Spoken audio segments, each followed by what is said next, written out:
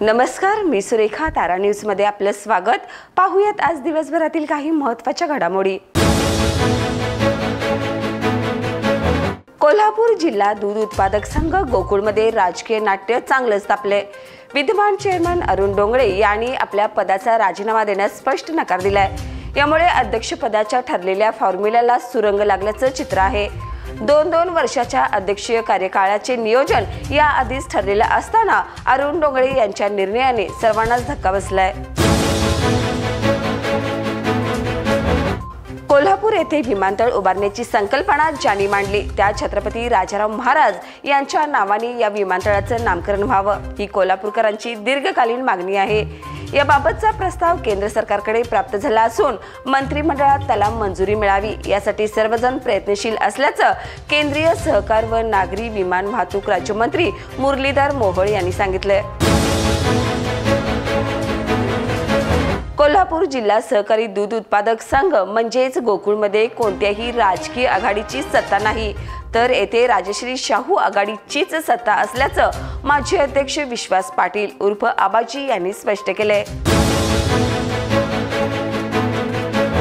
कोल्हापूर विमानतळासाठी एक ऐतिहासिक दिवस ठरलाय. केंद्रीय राज्यमंत्री मुरलीधर मोहोळ यांच्या हस्ते व आमदार डॉक्टर राहुल प्रकाश आवाडे यांच्या उपस्थितीत नवीन ATC टॉवर, तांत्रिक ब्लॉक आणि अग्निशामक केंद्र यांचं लोकार्पण करण्यात आले.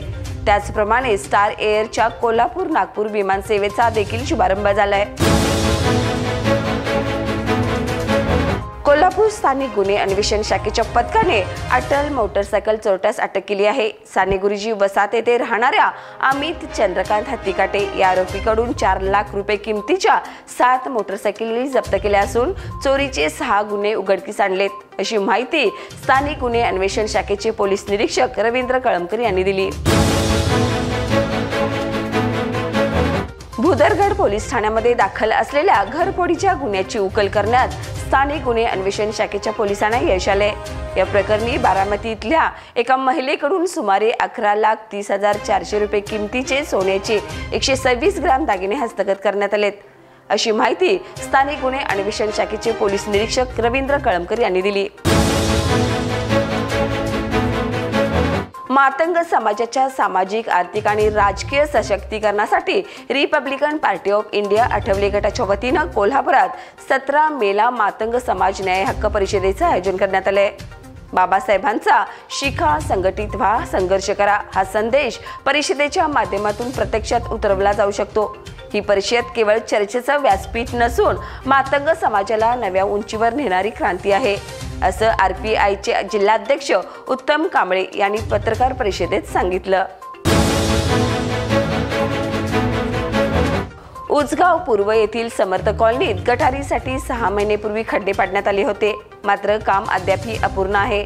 ग्रामपंचायतीकडून उडवीची उत्तरे मिळत असल्याने नागरिक त्रस्त झाले आहेत. सध्या पावसाळा सुरू असून गटार नसल्याने पावसाचं पाणी थेट घरात शिरत आहे. नागरिकांचे घरगुती साहित्य खराब होत असून प्रशासनाने तातडीने लक्ष घालण्याची मागणी नागरिकांच्याकडून होत आहे.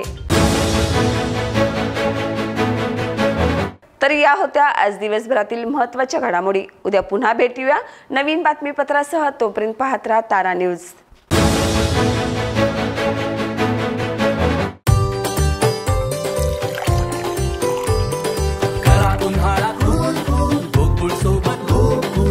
गोकुळ सोबत गोकुल